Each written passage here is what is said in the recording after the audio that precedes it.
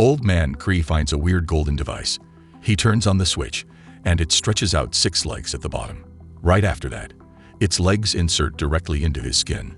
He uses all his strength to remove the device from his hand, and its legs retract back. His wife gives him a simple bandage, and the bleeding stops. However, things are just getting started. At night, Cree suddenly feels extremely thirsty, and he drinks all the water in the fridge. Looking at the raw meat in the fridge, he even has the desire to eat it directly. The next morning, when Cree looks in the mirror, he is surprised to find that many of the wrinkles on his face have disappeared. He suspects that these changes are caused by that golden device, but where did that thing come from anyway? 400 years ago, a mysterious alchemist made a device called Cronos.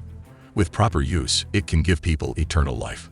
400 years later, a strange-looking man was found in a collapsed building. And it was the same alchemist. He was pierced through the chest by debris and soon passed away. Subsequently, the alchemist's personal belongings went into the antique market in various ways. A few days ago, antique dealer Greek bought an angel statue at an auction house. As always, he puts it up for sale in his antique shop at a higher price. On this day, Greek finds cockroaches crawling out of the angel statue. After closer inspection, he discovers that the base of the statue is hollow. So he opens the base and finds the Cronos device. After that, he was injured by the device, and he becomes younger with it. Meanwhile, a billionaire named Gardia is also looking for it. He has been looking for it for 40 years. Gardia learns that Greece's shop is selling the angel statue, so he sends his nephew Ron to buy it. The next day, when Greek comes to work, he finds that his antique shop has been severely damaged. This is the buyer's revenge against him, since the Cronos device has already been taken out of the statue. Gardia is old. His body is getting weaker and weaker. To gain eternal life, Gardia invites Greek to his house. He intends to make a deal with Greek.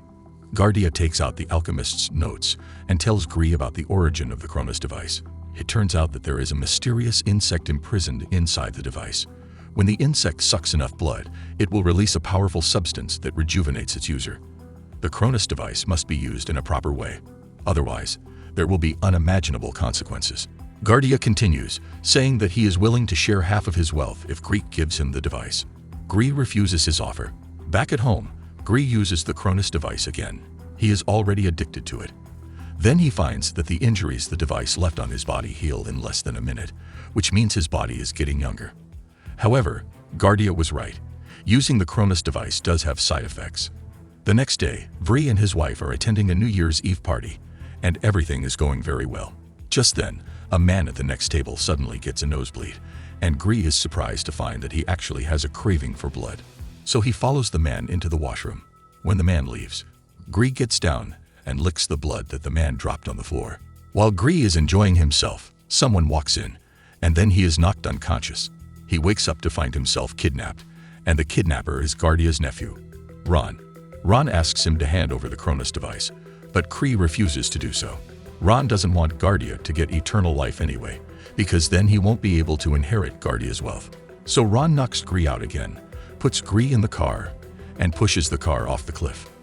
Then he throws down a bottle of wine so the police will think it was an accident caused by a drunk driver. Ron goes back and reports it to Gardia, only to have Gardia beat him up. Gardia explains that anyone who has used the Cronos device will be revived as long as their heart is not pierced. Later, Greek's body is found. The body is transported to the funeral home, and next, they are going to cremate it. The cremator starts the furnace and pushes the whole coffin in. However, Greek had long since climbed out of the coffin. At the moment, Greek is shocked that the Cronos device can not only make him younger, but also revive him. Greek sneaks towards his home, and upon entering, he runs into his granddaughter Aurora. Aurora is not scared by his face, and she helps to hide him in the attic. Greek bandages his hand, needing some rest, and thinking about what to do next. In the morning, the sunlight comes in through the holes in the roof, causing his skin to burn. Apparently, this is one of the costs of using the Cronos device. To find a way to turn back into his original form, Greek decides to steal the alchemist's notes from Gardia. Aurora is worried about her grandfather and goes along with him. After some searching, they successfully find the notebook in Gardia's house, but the most important page is missing. That's when Gardia appears. It turns out that he knew Greek would come, so he destroyed that page. Greek begs Gardia to tell him the method to turn back into a real human, but Gardia rips off his skin. Underneath his rotten skin is a new pale skin, which is a sign of immortality. Gree panics. He doesn't want to become a blood-sucking monster. Guardia says he will tell him the solution, but first, he has to hand over the Cronos device. But just as Gree takes out the Cronos, Guardia stabs him in the stomach. Then Guardia holds him to the ground and aims at his heart. At the critical moment, Aurora appears and saves Gree. Just then, Ron rushes over. He finds Guardia on the ground, but instead of saving him, Ron crushes his throat with his foot. Now Ron can finally inherit Guardia's wealth, and when a man owns a great fortune, the next thing he wants most is to live forever. Ron catches up with Gree, who is clearly no match for him. Gree lets Aurora go first, then he holds Ron and jumps with him.